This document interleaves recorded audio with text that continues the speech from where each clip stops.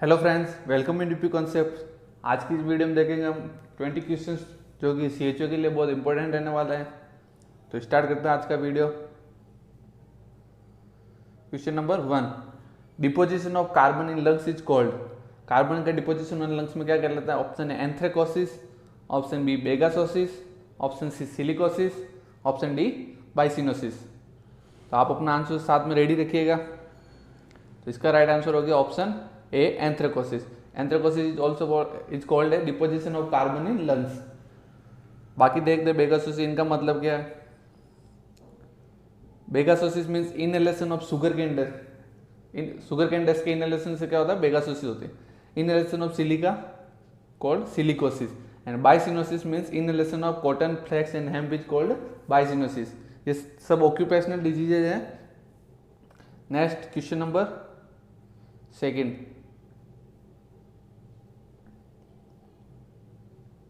in Barrett's esophagus, stratified squamous epithelium is replaced by which kind of epithelium? Barrett's esophagus क्या एक प्रकार का disorder है Barrett's, जिसमें क्या होता है, जो इसोफेगस की सेलुलर स्ट्रक्चर होती है स्ट्रेटिफाइड स्क्वेमस एपिथेलियम, वो किसी दूसरे ऑर्गन की एपिथेलियम से रिप्लेस्ड हो जाती है। तो बताना आपको कि कौन से सेलुलर स्ट्रक्चर से वो रिप्लेस्ड होती है। Option A simple cuboidal, option B simple columnar, option C stratified squamous epithelium and option D stratified cuboidal epithelium. तो इसका राइट आंसर हो जाएगा option B simple columnar. Barrett's oesophagus condition में क्या होता है, जो इसोफेगस होता है उसकी लोअर 1/3 सेलुलर स्ट्रक्चर होती है स्ट्रेटिफाइड स्क्वेमस एपिथेलियम, वो रिप्लेस हो जाती है simple कोल्यूमिनार cellular structure.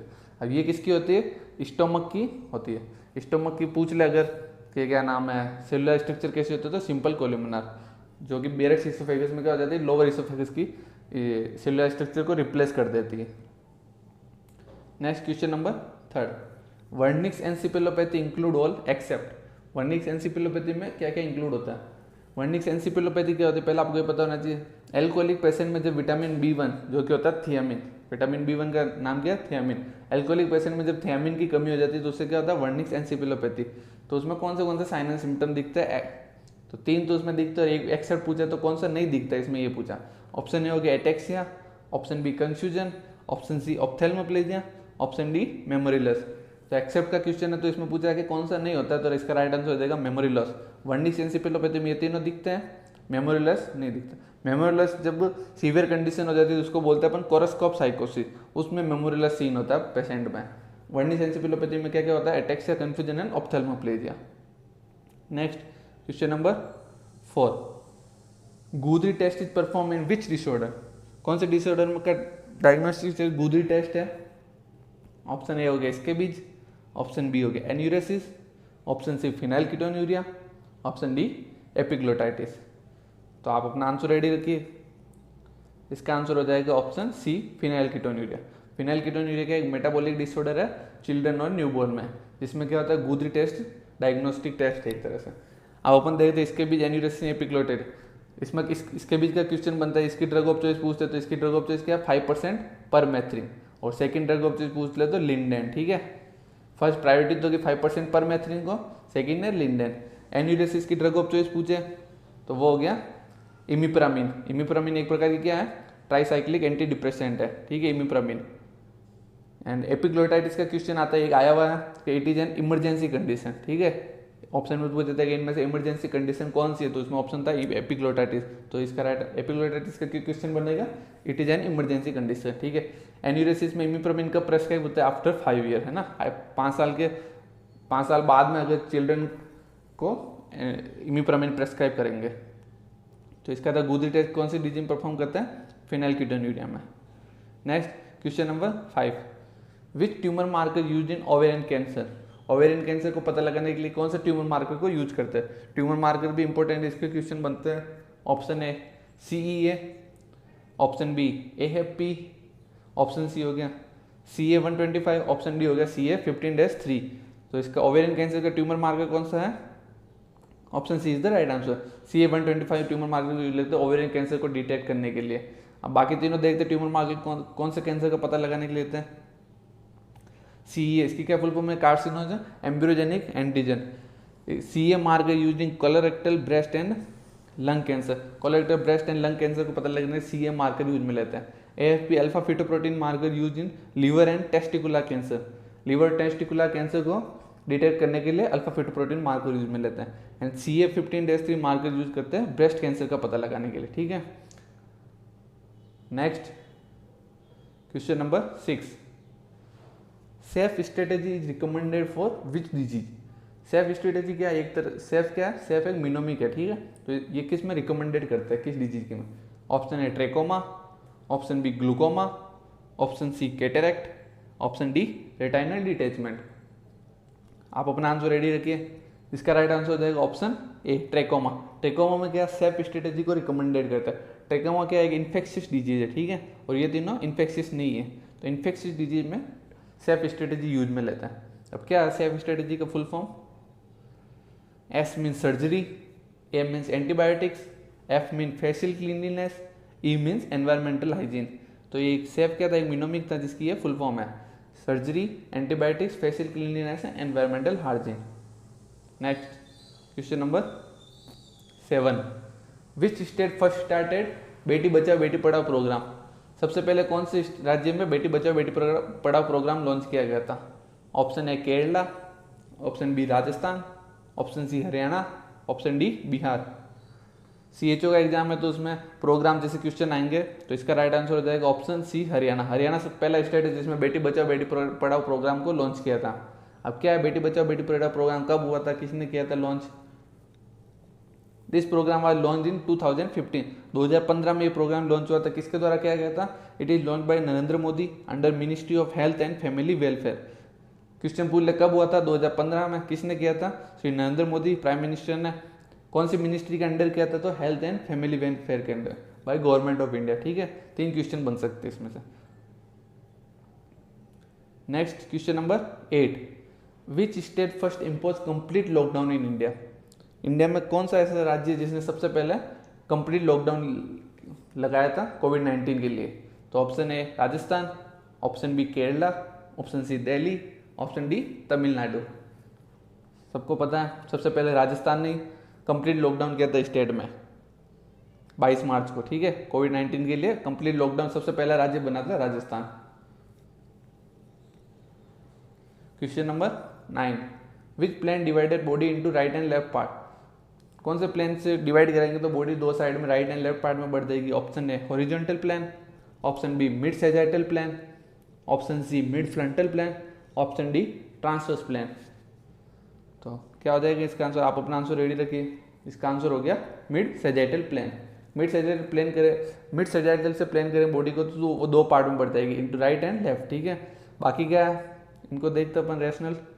Horizontal and transfer plane divided into body into upper and lower segment.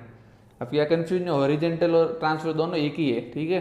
तो ये प्लेन बॉडी को 2 पार्ट अपर एंड लोअर में, जैसे ऐसे कट करेंगे बॉडी को तो एक तो हो गया अपर, एक हो गया लोअर।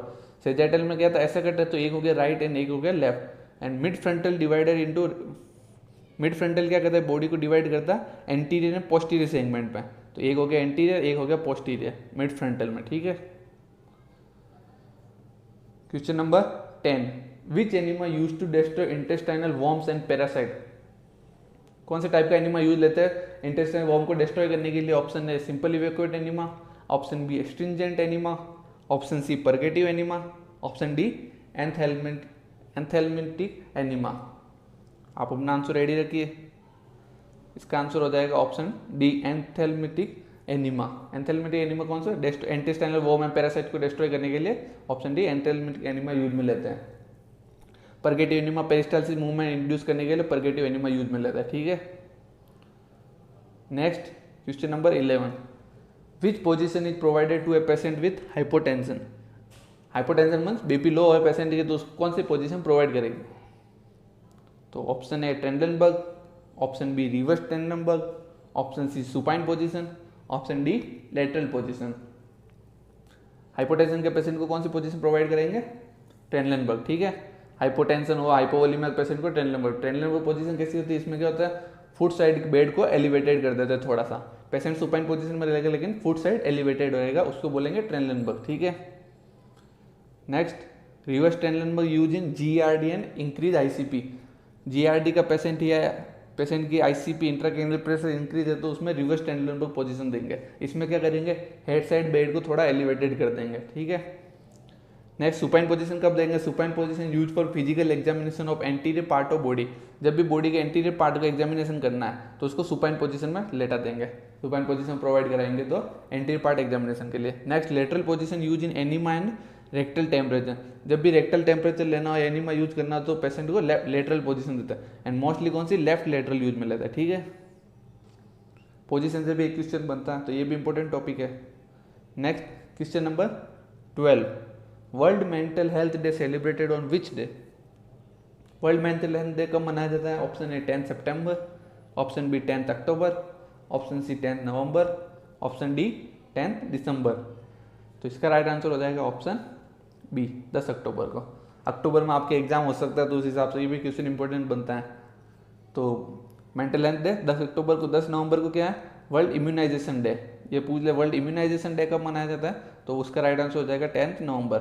एंड 10 दिसंबर को क्या मनाया जाता है, ह्यूमन राइट्स डे, ठीक है। ये हो गया 10 दिसंबर को ह्यूमन राइट्स डे, 10 नवंबर को world immunisation day, world mental health day हो गया 10 अक्टूबर को। Next question number 13, which one is most effective sterilising method. सबसे इफेक्टिव स्टेरिलाइजिंग मेथड कौन सा हॉस्पिटल में यूज लेते हैं, option A hot air oven, option B incineration, option C glutaraldehyde, option D autoclaving. तो इसका एग्जीक्यूशन, इसका राइट आंसर हो जाएगा autoclaving. Autoclaving is the most effective sterilising method है। ऑटोक्लेविंग में क्या है, जो भी नॉन डिस्पोजेबल आइटम होते हैं जिसको हम वहाँ पर रीयूज कर सकते हैं तो उसको ऑटोक्लेविंग से स्टेरिलाइज करते हैं। हॉट एयर ओवन में क्या होता है, ग्लास वेयर जो भी प्रोडक्ट होते हैं उनको हॉट एयर ओवन से स्टेरिलाइज करते हैं। इंसिनरेशन में क्या होता है, जो पैथोजेनिक ऑर्गेनिज्म होता है तो उनको इंसिनरेशन से करते हैं। एंड ग्लूट्रेल्डाइड में क्या करते हैं, इसको 2% हाइडेक्स भी यूज में लेते हैं, तो जो भी स्कोपी है तो वो ग्लूट्रेल्डाइड में यूज के द्वारा स्टेरिलाइज होता है, ठीक है। Next question number 14, identity versus role confusion seen in which age group according to Erikson stage of personality development. Erikson ने कुछ स्टेज बताई थी पर्सनैलिटी डेवलपमेंट की, 8 स्टेज बताई थी और एक पूरे लाइफ साइकिल को अकॉर्डिंग उसके एज के अकॉर्डिंग डिवाइड किया था। तो पूछा गया कि आइडेंटिटी वर्सेज रोल कंफ्यूजन कौन से एज ग्रुप में सीन होता है अपने को। तो ऑप्शन है 3 to 6 years, option B 6 to 12 years, option C 12 to 19 years, option D 20 to 40 years. तो इसका राइट आंसर क्या हो जाएगा, ऑप्शन सी 12 से 19 साल में identity versus role confusion seen होता है। ये 12 से 19 साल यानी एडोलेसेंट एज ग्रुप में, ठीक है। एडोलेसेंट में क्या होता है, आइडेंटिटी वर्सेज रोल कंफ्यूजन। बाकी देखते बाकी एज ग्रुप में क्या क्या सीन होता है। Initiative versus guilt is seen in 3 to 6 year. 3 to 6 year child में या प्री स्कूल चिल्ड्रन में क्या होता है, इनिशिएटिव वर्सेज गिल्ट सीन होता है। Industry versus inferiority seen in 6 to 12 year children में। स्कूल एज ग्रुप चिल्ड्रन में क्या होता है, industry versus inferiority. And intimacy versus isolation is seen in 20 to 40 year. Adult age group में क्या होता है, इंटीमेसी वर्सेज आइसोलेशन सीन होता है। Next question number 15, what is the meaning of melancholic personality. Melancholic personality का मतलब क्या है। Option A cheerful person, option B sad people, option C energetic people, option D cool blooded people. तो इसका right answer क्या हो जाएगा, option B sad people.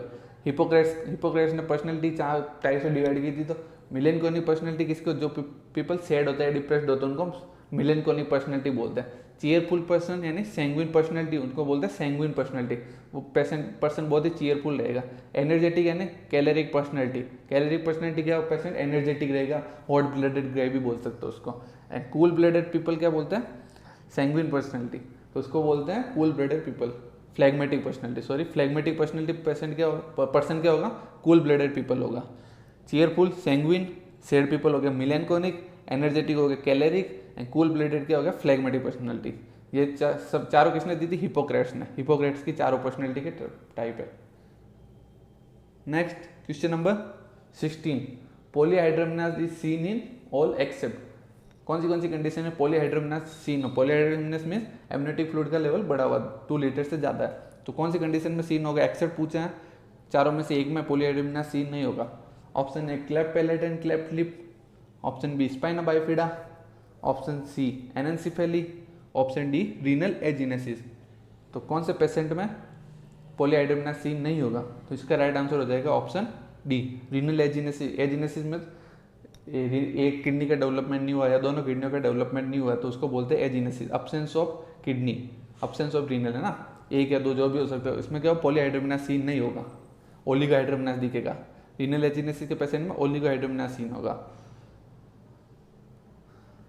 पॉलीहाइड्रोमनास is called when amniotic fluid is more than 2 litre. जब amniotic fluid 2 litre से ज़्यादा होता है उसको क्या बोलते हैं पॉलीहाइड्रोमनास। नॉर्मल कितना होता है 600 से 800 ml एक टर्म। जब फीमेल टर्म प्रेग्नेंट होती है, टर्म प्रेगनेंसी होती है, मतलब अराउंड 37 वीक पे कितना होता है 600 से 800 ml amniotic fluid. Next question number 17, sagittal suture is present between which 2 bones. Suture होता है फीटल स्केल में, तो सेजाइटल सुचर कौन सी 2 बोन के बीच में प्रेजेंट होता है। ऑप्शन है between 2 parietal bones, option B between 2 frontal bones, option C between frontal and parietal bones, option D हो गया between parietal and occipital bone. तो इसका क्या राइट आंसर हो जाएगा, तो राइट आंसर हो गया ऑप्शन ए, between 2 parietal bones. 2 parietal bones के बीच में कौन सा सूचर होता है, सेजाइटल सूचर, ठीक है। नेक्स्ट देते हैं इनमें क्या होता है, frontal suture present between 2 frontal bone. 2 frontal bone के बीच में कौन सा सूचर होता है, frontal suture. Coronal suture present between frontal and parietal bone. Coronal suture किसमें होता है, एक फ्रंटल बोन और पैराइटल बोन, इन दोनों के बीच में क्या होगा, coronal suture. And lambdoid suture present between parietal and occipital bone. Parietal और ऑक्सीपिटल बोन के बीच में क्या हो गया, लैम्बडॉइड सूचर, ठीक है। फ्रंटल सूचर हो गया 2 फ्रंटल बोन्स के बीच में। Next question number 18, what is the method of thermolysis in which heat is lost by without direct contact to cool object. Thermolysis के 4 टाइप होते हैं, 4 प्रकार से हीट लॉस होती है न्यूबॉर्न में। तो इसमें पूछा गया which without direct contact to cool object. क्या होता है, न्यूबॉर्न विदाउट डायरेक्ट कॉन्टेक्ट में और उससे हीट लॉस हो रही है, तो वो कौन सा मेथड है। Option A radiation, option B conduction, option C convection, option D evaporation. तो इसका राइट आंसर हो गया ऑप्शन ए रेडिएशन। इसमें क्या वो विदाउट डायरेक्ट कॉन्टैक्ट पूछा, तो राइट आंसर हो गया 60। जैसे पूछे मोस्ट कॉमन मेथड कौन सा है, तो भी क्या हो गया रेडिएशन। रेडिएशन से 60% हीट लॉस होती है। कंडक्शन से होती है 3%, कन्वेक्शन हो गया 15% एंड इवोपरेशन से होती है 22%, ठीक है। तो राइट आंसर हो गया radiation. Radiation without direct contact. Direct contact नहीं होता है न्यूबॉर्न का किसी भी कूल ऑब्जेक्ट से, बट हीट लॉस होती है। Next question number 19, what is the normal anterior posterior diameter of an adult eye. एक अडल्ट आई की एंटीरियर पोस्टीरियर डायमीटर कितना होता है। ये रेलवे में पूछा गया 2019 में, तो इंपॉर्टेंट क्वेश्चन है। Option A 04 mm, option B 24 mm, option C 44 mm, option D 75 mm। तो इसका right answer is option B 24 mm is the right answer. 24 mm या 2.4 सेंटीमीटर पूछ ले। 75 mm क्या है, आई का कंप्लीट डायमीटर क्या हो गया 75 mm या 7.5 सेंटीमीटर, ठीक है। सरकमफेरेंस पूछ ले कंप्लीट आई का तो 75 mm, एंटीरियर पोस्टीरियर पूछे तो 24 mm। Next question number 20, which is the most common type of fracture in children. बच्चों में मोस्ट कॉमन टाइप कौन सा फ्रैक्चर का। Option A transverse fracture, option B oblique fracture, option C greenstick fracture, option D communicated fracture. तो right answer हो जाएगा option C greenstick fracture. इसमें क्या होता है, बोन की एक साइड तो फ्रैक्चर हो जाएगी और एक साइड क्या हो जाएगी, बेंड हो जाएगी। उसको क्या बोलते हैं, greenstick fracture. Most common type of fracture in children greenstick. बाकी फ्रैक्चर क्या होता है, in transverse fracture bone break into perpendicular pattern. Perpendicular pattern means ये बोन है तो ट्रांसवर्स में इधर ऐसे ब्रेक होगी बोन, तो perpendicular pattern transverse fracture. Next oblique fracture, इसमें क्या होता है oblique fracture type oblique line run at 15 degree angle. जैसे ये बोन है तो ऑब्लिकली ऐसा है, ऑब्लिकली फ्रैक्चर होगी 15 डिग्री एंगल पे, ठीक है। ट्रांसवर्स में तो ऐसे हुई थी, ऑब्लिकली में ऐसे होगी। And next in communicated fracture bone break into more than 2 pieces. Generally bone break होती है तो 2 पीस में डिवाइडेड होती है, लेकिन इन कम्युनिकेटेड फ्रैक्चर में क्या होगा मोर देन 2। जैसे बोन है फ्रैक्चर पार्ट 2 से ज़्यादा पार्ट में फ्रैक्चर पीसेज हो गए बोन के, तो कम्युनिकेटेड फ्रैक्चर। तो ये था आज के टॉप 20 क्वेश्चन CHO के लिए, जो आपके लिए बहुत इंपॉर्टेंट है। वीडियो को पूरा देखने के लिए thank you and subscribe the channel, like and share.